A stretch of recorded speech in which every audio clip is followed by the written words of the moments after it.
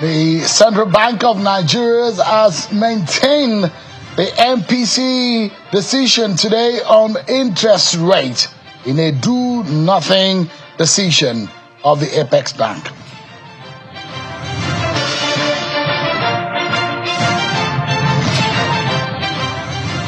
And the ripples of the conduct of the APC primaries continue to generate controversies as some of the elders and the participants in the race are speaking up over what has become a very worrisome outcome of the election primaries.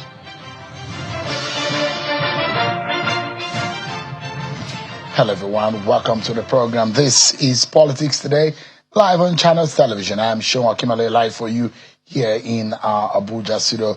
Let's tell you about the decision of the Central Bank's Monetary Policy Committee today, which has voted to retain the monetary policy rate, MPR, at 26.5% in its 305th meeting, which recorded the attendance of about 11 members of the committee. The governor, Samuel Ajose, after the committee meeting today, said the committee retained the standing facilities corridor around the MPR at plus 50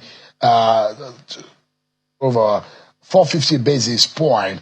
And these indications are also relevant to some of the issues that have cropped up within the economy. The committee has taken this decision looking at all the key policy parameters at their current level, signaling a continued cautious stance on inflation management and broader macroeconomic stability.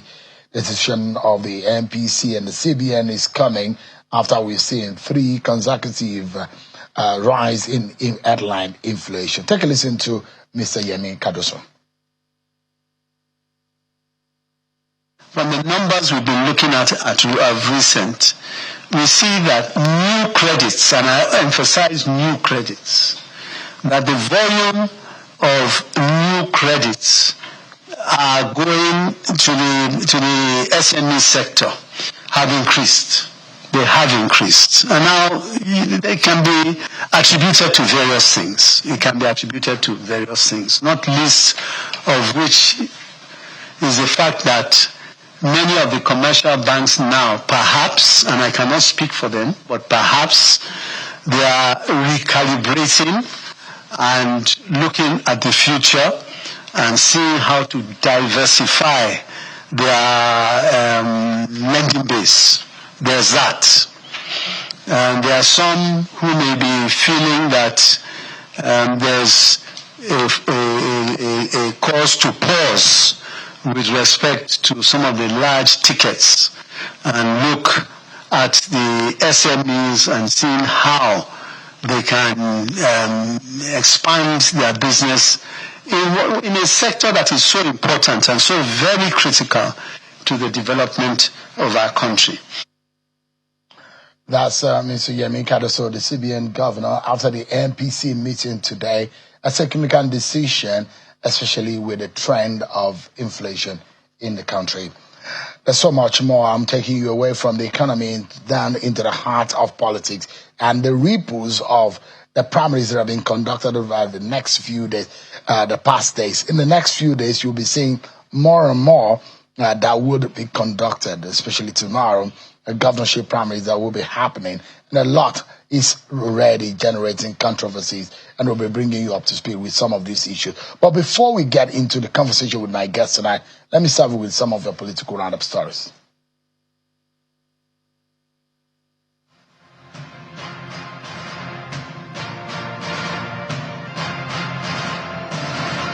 President Bola Tinubu has restated the commitment of his administration to the full digitization of the Nigeria Civil Service to enhance service delivery and strengthen accountability.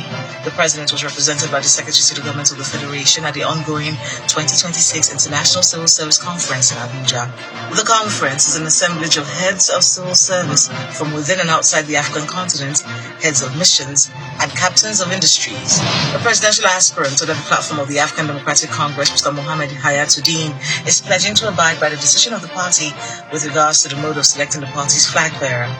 Fielding questions from journalists in Abuja shortly after being screened by the party, Mr. Hayatuddin promised to address issues of security, youth unemployment, and infrastructure. He adds that addressing the nation's high cost of living will be one of the major focus of his campaign if he emerges as the flag bearer of the party.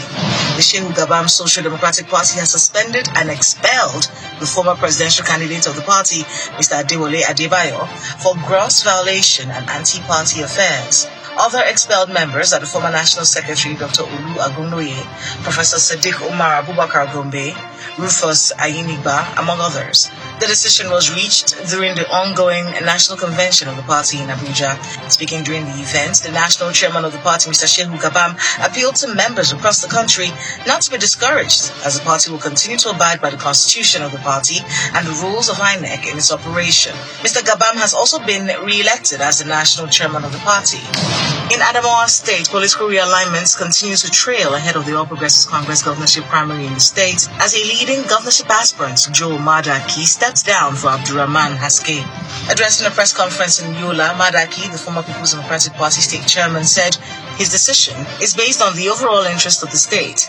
In his remarks, Haske thanked Madaki for putting state interests above personal ambition, promising to carry everyone along if he emerges as the APC candidate for the governorship race in Adamawa State.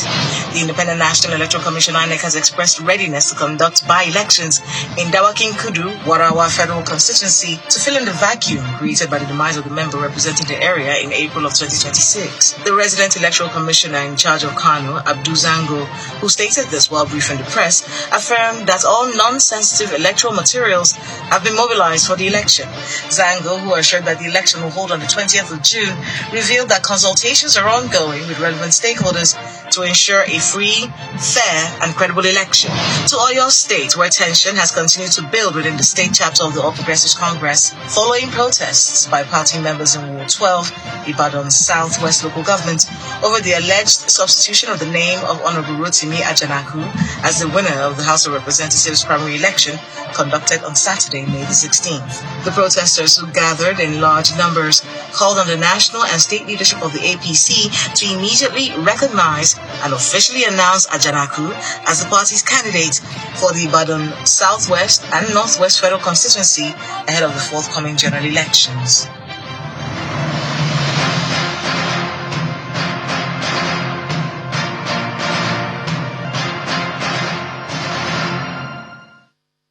Thanks so much, everyone, for staying with us right here on the program. So tonight on the program, we're taking a closer look at some of the outcome of the political party primaries that we're seeing, especially the ruling All Progressives Congress APC.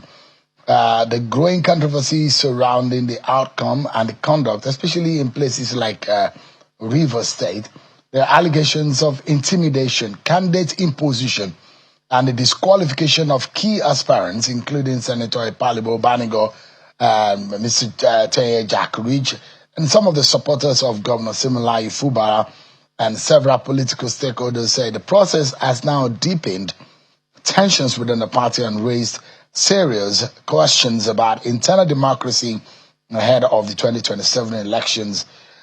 Well, joining us tonight to examine the fallout, the concerns of Rivers elders and citizens, and what these developments could mean for the political future of Rivers State is a right activist and a Rivers elder state woman, Ms. Ankyo Briggs, who is live for us virtually on the program. Thanks so much indeed for joining us tonight. Thank you very much. I know you're not a member you're not a member of the APC, but it does look that you are heavily and greatly concerned about what has happened in the APC. Why does this really concern you? The concern is not just about what APC has done so far. The concern starts from 2023. From 2023, we have had to live with this process and actions that have constantly destabilized the governor from governing Governor Siminalayi Fubara, from governing Rivers State the way we believe he should govern Rivers State. Now, he has moved from PDP to APC, there must have been a reason why he moved from PDP to APC. And just looking at what is going on right now, where the number one citizen of the state and a member of APC, the 001 of APC, has not been given the same assurance that other governors that are coming for second tenure are being given, which is to say that they get first refusal. From what we are seeing, that is not what has happened to Governor Samuel Ajose. So the people of Rivers State begin to wonder what is going on between the arrangements that have been made that led to him crossing over to APC, and the so-called peace that we kept listening and hearing about every single time that he went to meet with either the FCT minister or the president himself. The River State people were told, and I kept saying I didn't believe it until we see what is going on. Now we're beginning to see what is going on, where the governor was suspended. Ibas conducted an illegal election where he handed over governance to Governor Samuel Ajose, and he handed over local government chairmen that are not working with him. So as we speak right now, we have a governor that we're not sure if he's going to get the ticket for the party that he has crossed over to.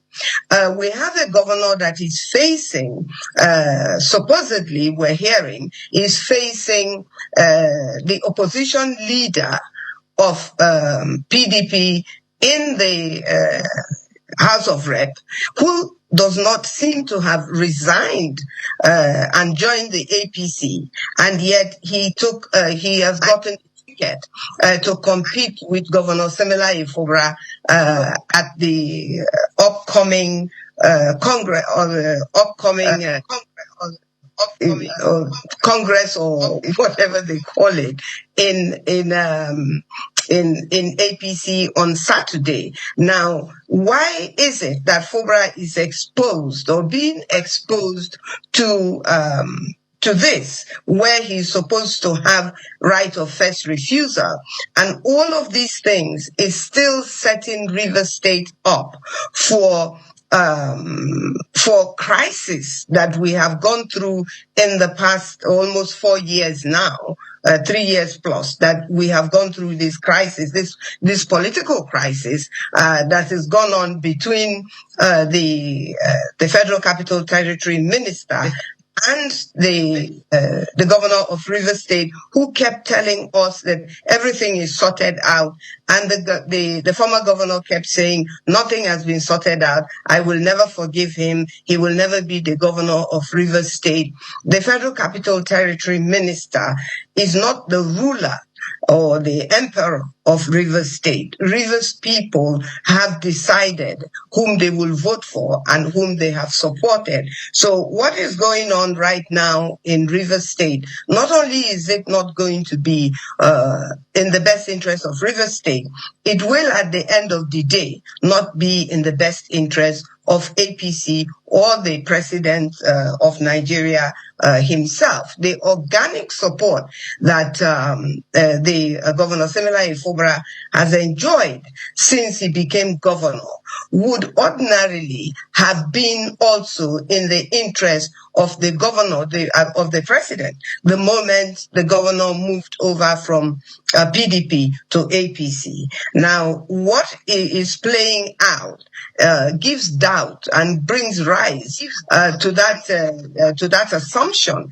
that the president is going to enjoy what the governor has enjoyed. You can't remove, or you shouldn't remove, the governor that is wanted by the people and then assume that everything is going let me jump in quickly. All right. You when you talk about just a moment, if I may jump in, just a moment. You are inferring that Governor Samuel Ajose is not going to be on the ballot. What gives you that kind of feeling?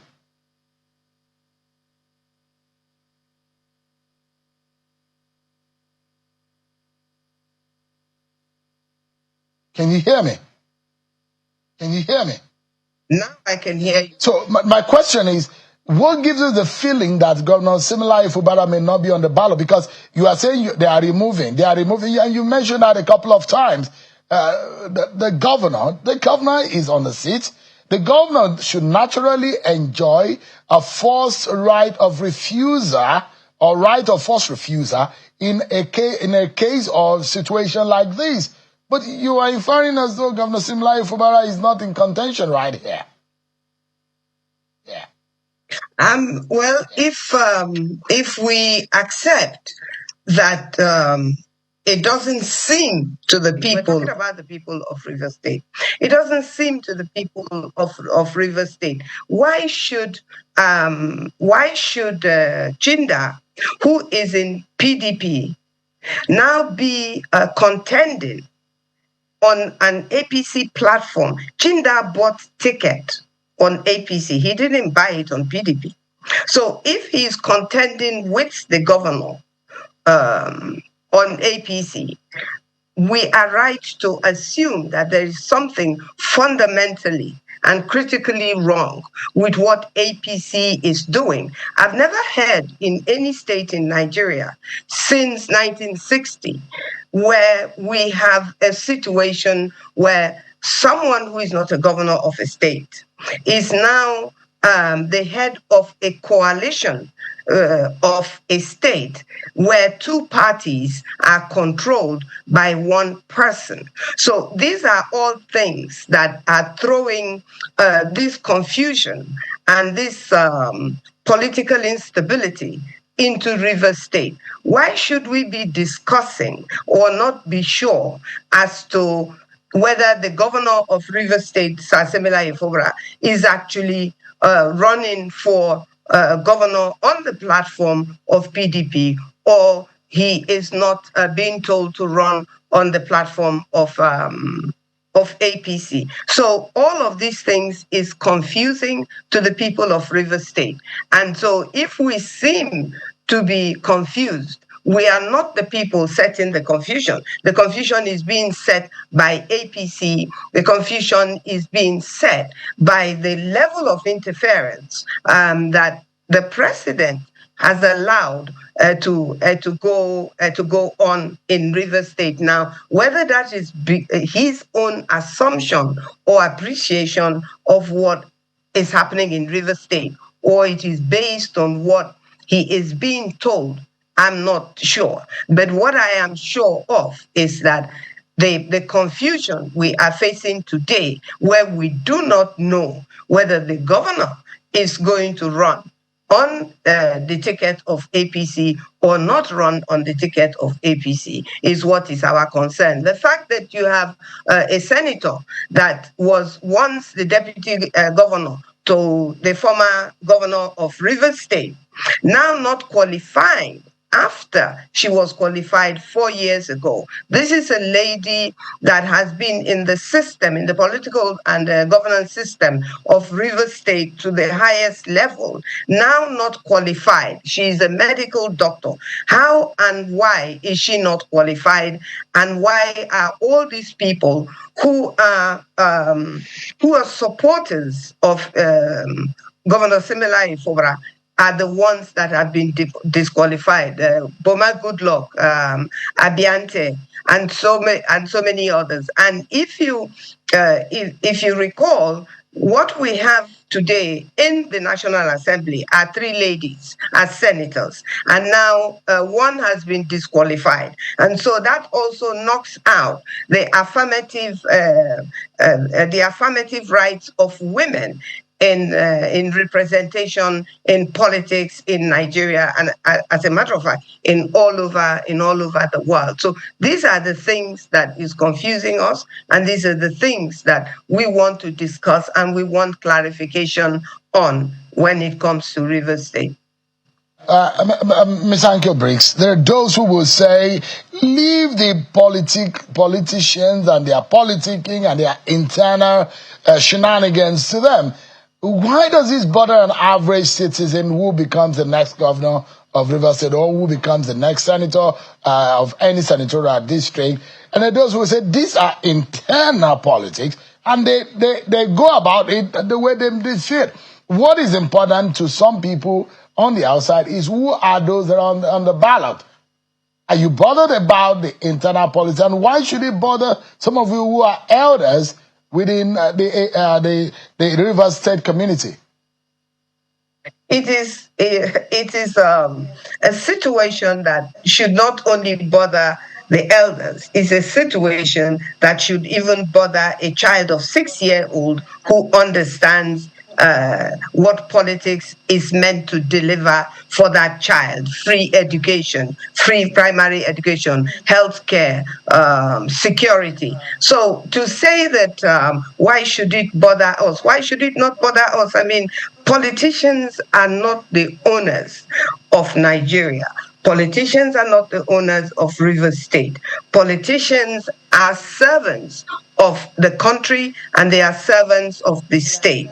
Therefore, if we find ourselves in a situation where we know that this is not in our interest, then we have every right to raise our voices and let the president and the world to hear and understand that, as they well know, this is not acceptable. The president was a governor one time. He would never have allowed this in his state. Yeah. So those who will hear you tonight and say, look, you are speaking because you are not a fan of Minister Nyesom Wike. And maybe you are worried about what has become his dominance across the two political parties. That is not true.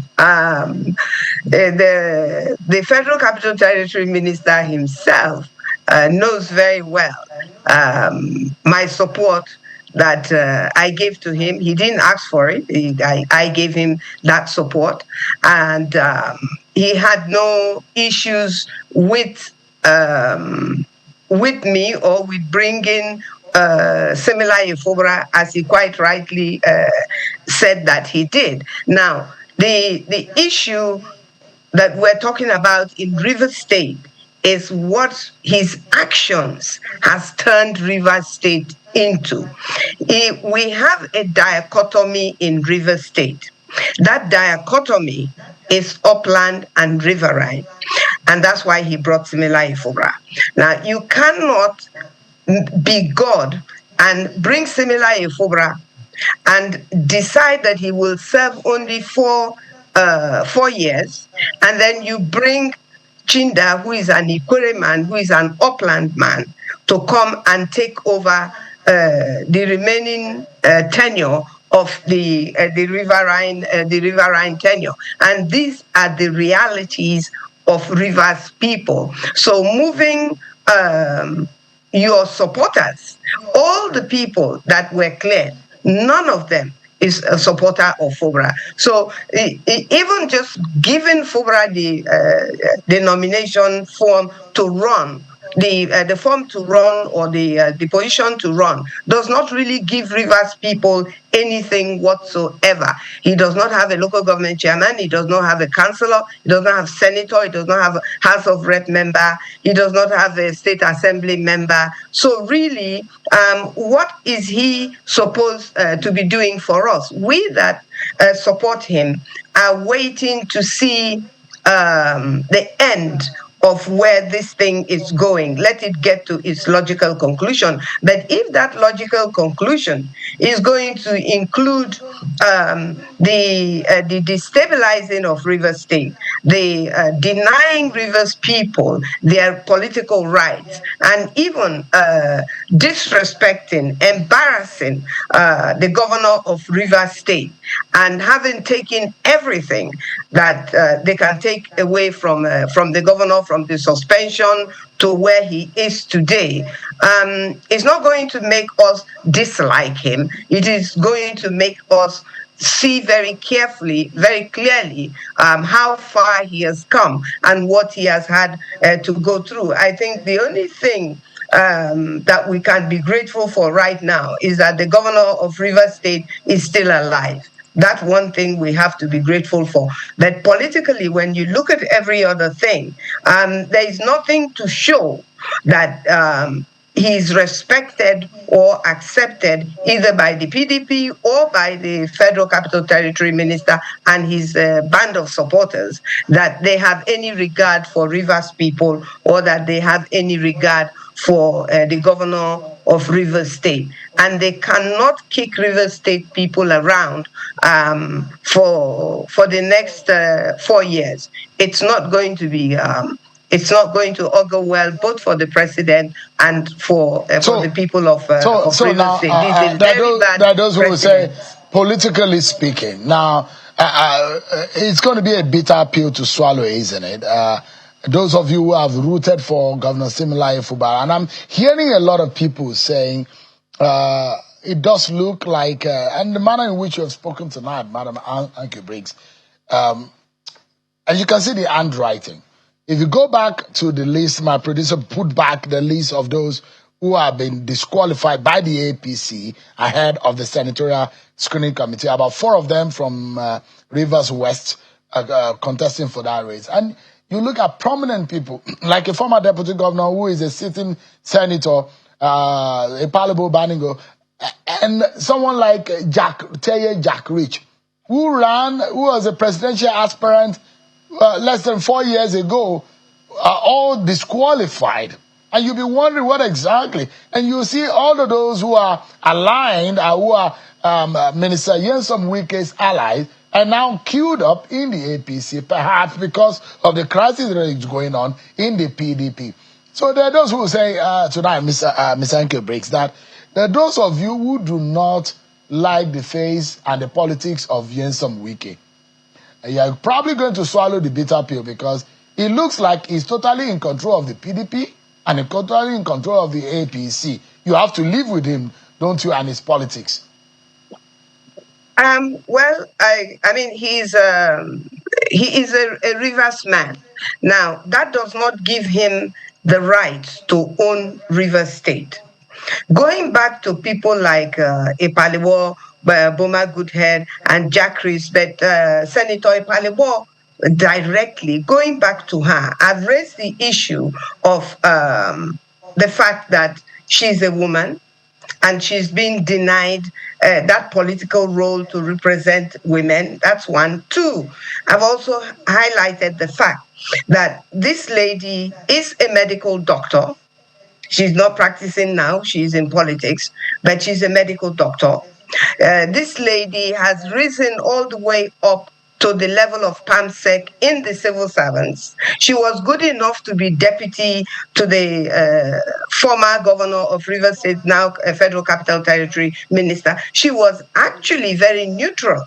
She was one of the most neutral people in this issue between the former governor and the present governor. Now, if she qualified under the other circumstances that I have highlighted, what then makes her unqualified at this particular time, at this particular moment? Why did they disqualify her? They should tell us when they disqualify the people that are representing us and the people that we want to come back. Look, not everybody likes Anke Briggs, not everybody likes you, Shehu. But the truth of the matter is that it's not about liking or not liking. It's about doing what is right. It's about doing what is justiciable. Now, what has happened in Rivers State? There is nobody in Nigeria that will say that what we have been through. I've heard people say, oh, agreements and this and that. You can't shave a man's head behind his back. You cannot agree on anything. And this includes Fubara and Wike. You cannot agree between yourselves on anything quietly that concerns the people, the future, and the rights of Rivers State. Rivers State is not your property to agree or disagree on. It is belonging to all the people of Rivers State. So what you are seeing is the resistance of Rivers people saying that it is disagreeable to them the way that the former governor has carried on, that does not mean that you dislike the governor. What I personally do is I dislike what the former governor is doing in Rivers State. You cannot own Rivers State. There is no way you can own Rivers State. Rivers State does not belong to him. But with the powers that has been allocated to him, with what he's doing in the Federal Capital Territory, with what he's doing in Rivers State, with what he has done where everybody is disqualified, and only him could have come to that conclusion and done only that. And he has said it openly that only what he wants, only who he says, even Ireti Kinkibe, who is in the Federal Capital Territory and representing the Federal Capital Territory, has been told that she's not going to come back. So what I'm saying is, what he is doing is not just only in Rivers State, and what he is doing should not be acceptable to the people of Nigeria, because his hands are everywhere. His hands are in every people's pot. I mean, he wants to decide who will become the governor in Imo State. He wants to decide who will become the governor in some southwestern state where PDP are holding sway. You can't continue to. What is happening is he is actually not only destabilizing the Rivers State, he is also destabilizing the politics in Nigeria. And this cannot go on forever. There are people and states that will not accept it.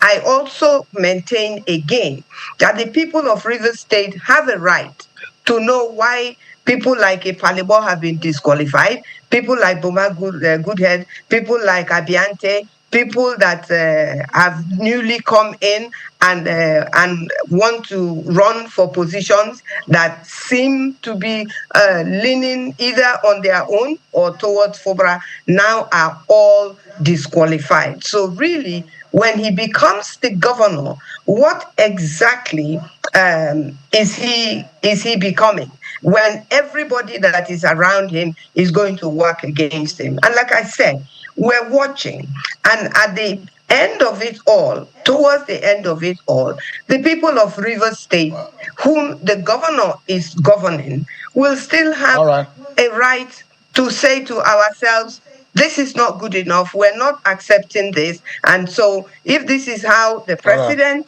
and the former governor and the APC want to play the politics in Nigeria in 2027, let them play that politics, and let us see where that politics is going to end Nigeria, whether it's going to be in the interest of Nigeria or whether it is going to completely disintegrate Nigeria. But in my view, what is going on in Nigeria today has everything in the pot to destabilize Nigeria, and where the people might say they have a right to go their own way. We can't go on like this. We cannot, and we will not, and we should not.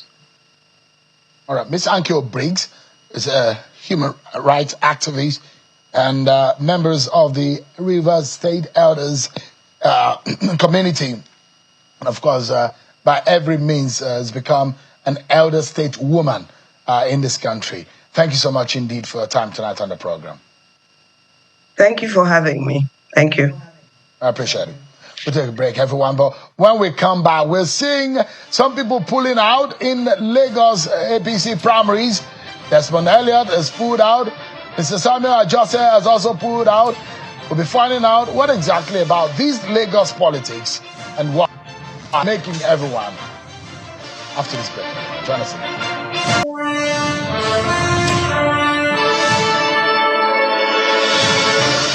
Thanks so much, everyone, for staying with us. Our eyes now on Lagos state politics. Well, what has become it's a lower level politics. The State House of Assembly, but it's become much of a lot of concern when the chief of staff to the president, Femi Gbajabiamila, was drawn into this matter. And he had also come out that the case of Honorable Desmond Elliott in the Lagos State House of Assembly matter almost cost him his job. But now, today when the primary election of the State House of Assembly was being conducted. We've seen scenario leading to Honorable Desmond Elliott withdrawing from the race. Let me allow you to listen to some of the sound bite from there.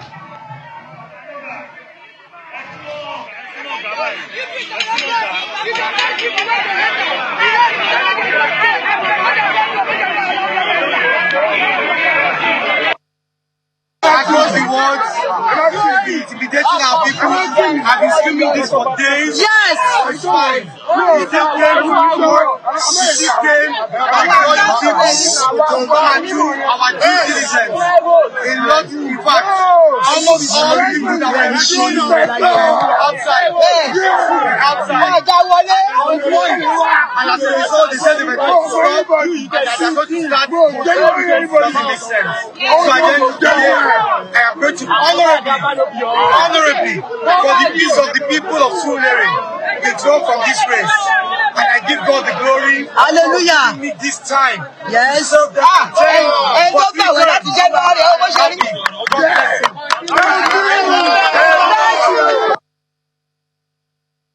all right, that's the scenario there when Desmond Elliott seems to have lost out, and he thinks that the platform or the stage is not even enough for him to be able to continue in the race. But tonight, let's examine what has become a growing political calculations getting more intense ahead of the Lagos APC governorship primaries tomorrow, following now the decision of APC governorship aspirant Samuel Ajose, who has now stepped down and given his support to Dr. Obafemi Hamzat, who has been declared as the consensus candidate of the party. The move has now intensified conversations around consensus politics, the internal party negotiation, and the balance between party unity and democratic competition. The man called SMA Gold, Samuel Ajose, is live for us from our Lagos studio. Thank you so much, Mr. Ajose, for your time tonight on the program. Sure. Good evening. How are you doing? I'm all right.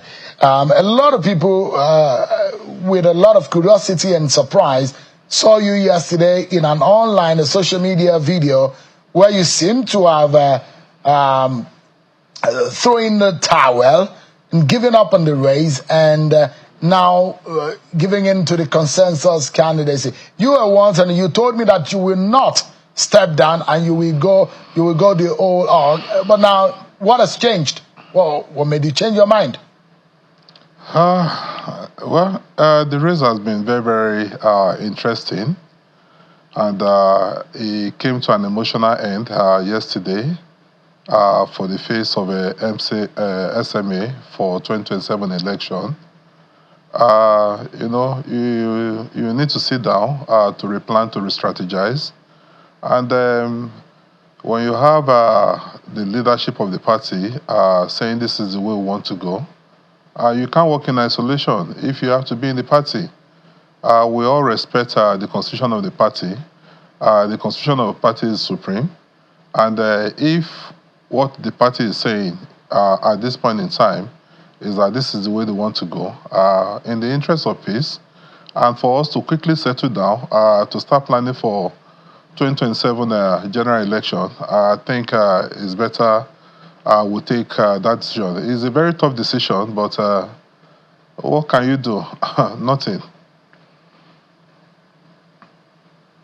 So what you said the results, you have not really conclusively given us what led you to your decision.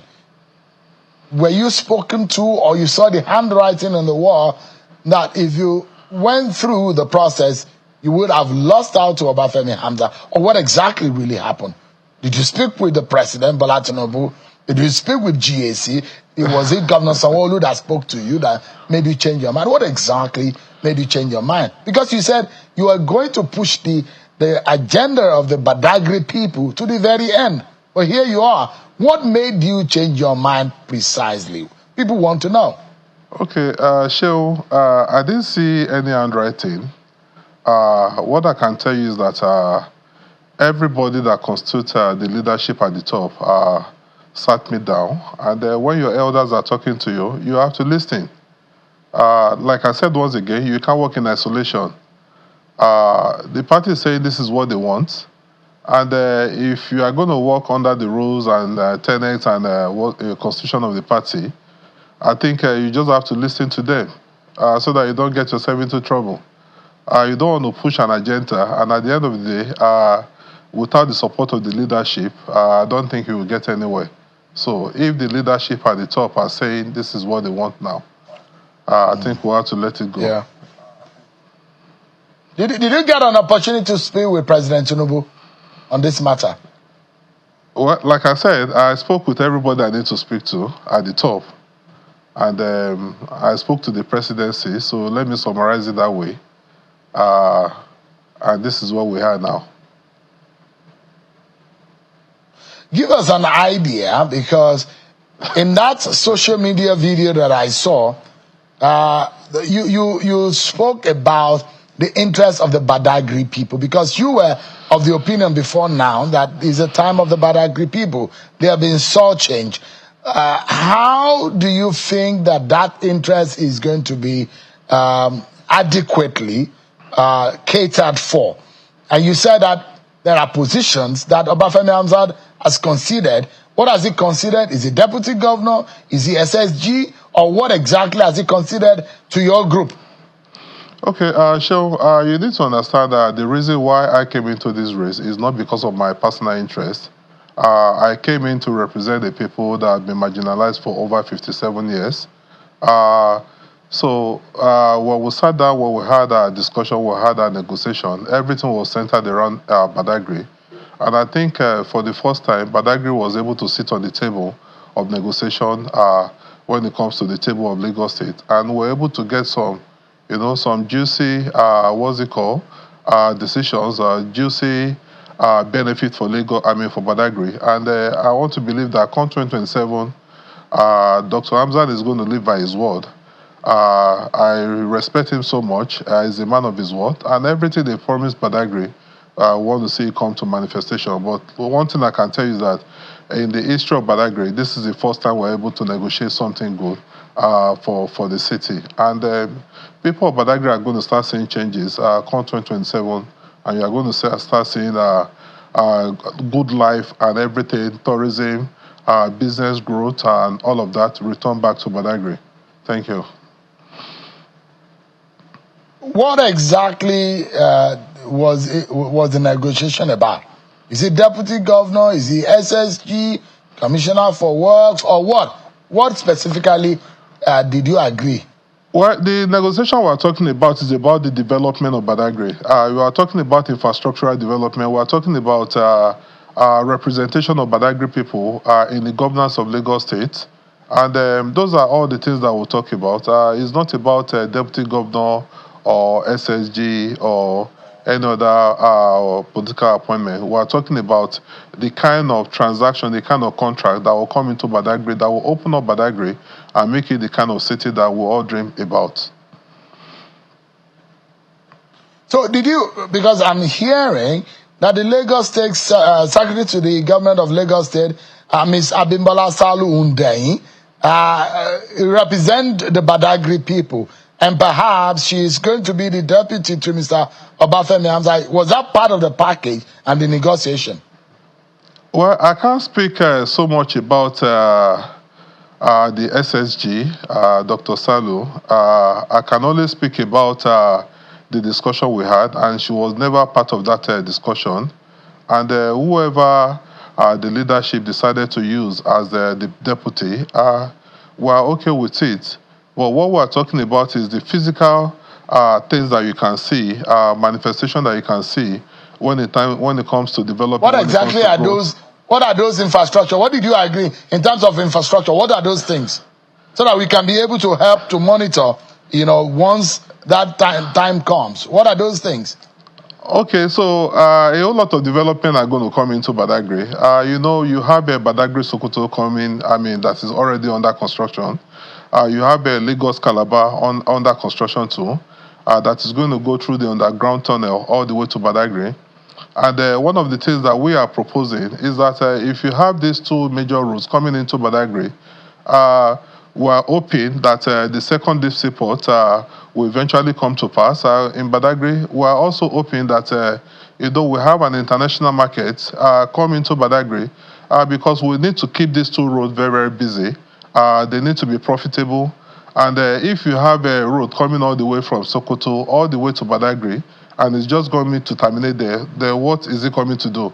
So you are going to have a whole lot of business coming in from the north, cattle coming in from the north, proceeds coming in from all the farms along the northern region into Badagry. So the market will receive them. Then you have the ports to be able to export them to the outside world. And these are going to be very great and very good news that Badagry will eventually come to life when it comes to trade and tourism. And all of this will create a whole lot of employment. And some of the things that we are also looking at is that we don't want our children, our youth being involved in smuggling and all of that. So if we are able to open that channel in Badagry, I don't think anybody will want to be involved in smuggling and be involved in those dangerous things that endangers their life and all of that. So what if you said these are the things that you agreed on? So what is it? We discuss a whole lot of things. So what is your own takeaway from here? What did you get? Did you get nothing? Well, like I said, the fight is all about Badagry, and if we've been able to get something without necessarily me being in the seat of power, I think everybody will be fine. If Badagry people are well represented in governance, Badagry will be fine. If infrastructure comes into Badagry, Badagry will be fine. If housing comes into Badagry, Badagry will be fine. If tourism is reactivated in Badagry, Badagry will be fine. So if all those things I will be doing, Mr. Ajose, you had this confidence and you thought that you could beat Obafemi Hamzat if the primaries held. What gave you that confidence? Do you have the numbers? What exactly is your local pedigree, politically speaking, that gives you the confidence to think that you could defeat someone, Bola Tinubu, the GAC, Babajide Sanwo-Olu are backing? What gives you that confidence that you keep beating him at the primaries? Well, I mentioned something some days ago that politics is all about the people, and the people are the power, the people are the voters, and the people are the ones that eventually determine which way and what path that we're all going to face. But one thing I can tell you is that some of those things that you're trying to push me to talk about now, they are now 18 of the past. And what we should be focusing on is how to settle down, to re-energize ourselves. I've told all my members, you saw if you were in Alausa today, you will have seen over 2,200 members of our ESCOs from the 376 ward of Lagos State. We've given them a 2 weeks break, and after 2 weeks break, everybody will come down, come back, and then we'll start the real thing. And the real thing is, campaigning for Israel, for our president, Bola Ahmed Tinubu. Yeah. All right. The man called SMA Gold, well, not the SMA Gold on the counter for your children, but is Samuel Majuan Ajose, who is a Lagos State governorship aspirant who has now thrown in the towel and supported the consensus candidate of Obafemi Hamzat. Thanks so much indeed for your time tonight. Thank you so much. I appreciate it. That's our show for today, everyone. Many thanks for watching. I'm Sean Wakimale. God bless Nigeria.